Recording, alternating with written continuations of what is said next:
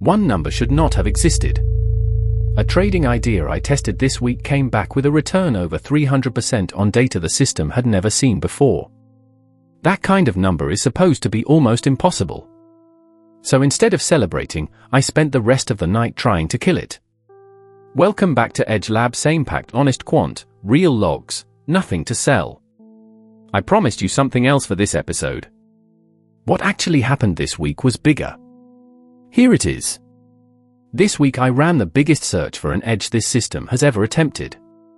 6 separate hunting campaigns in a single night, roughly 460 trading ideas generated and tested end to end.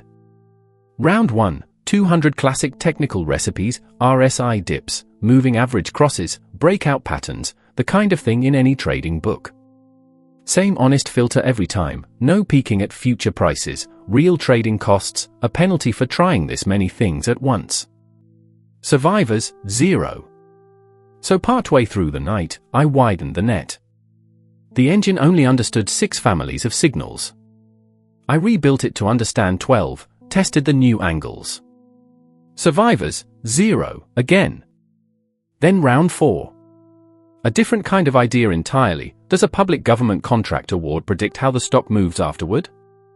3 versions of this idea passed the filter. One of them came back with a return over 330% on data it had never touched during testing. That is the number that should not exist.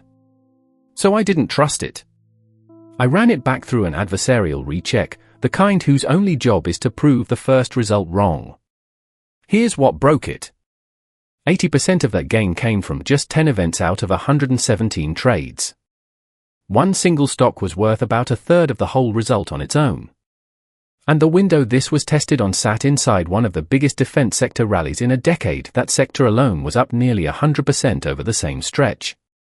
So I tried the simplest test possible, buy the same stocks, on random dates, no signal at all. That already made money because the whole sector was flying. Subtract what the sector was doing anyway, and the explosive edge flattens to close to a coin flip. The lesson isn't that the idea was fake.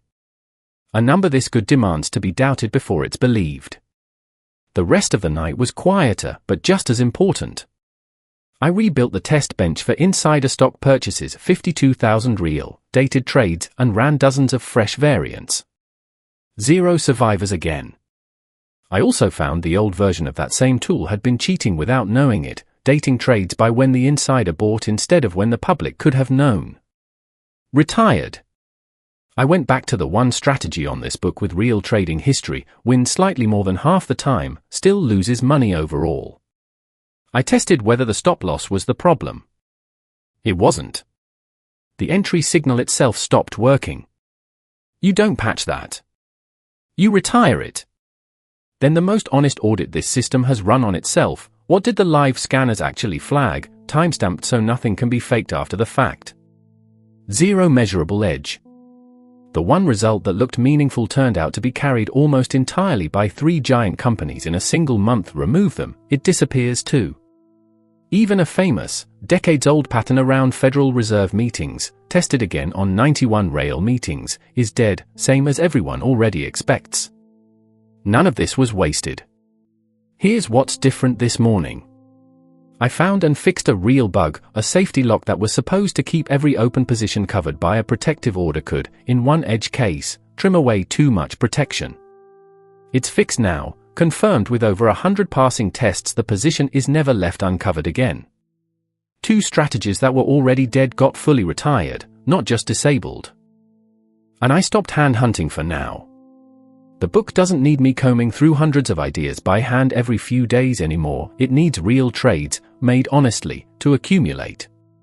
That's the only verdict that actually counts. So here's the count. For 160 honest no's this week, and the one number that looked like a yes turned out to be a market-wide rally wearing a disguise. That refusal, walking away from a return over 300%, is the best decision I made all night.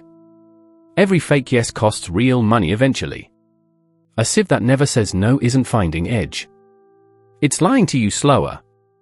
Next time, the YouTube famous strategies. The ones with the perfect charts and the confident thumbnails.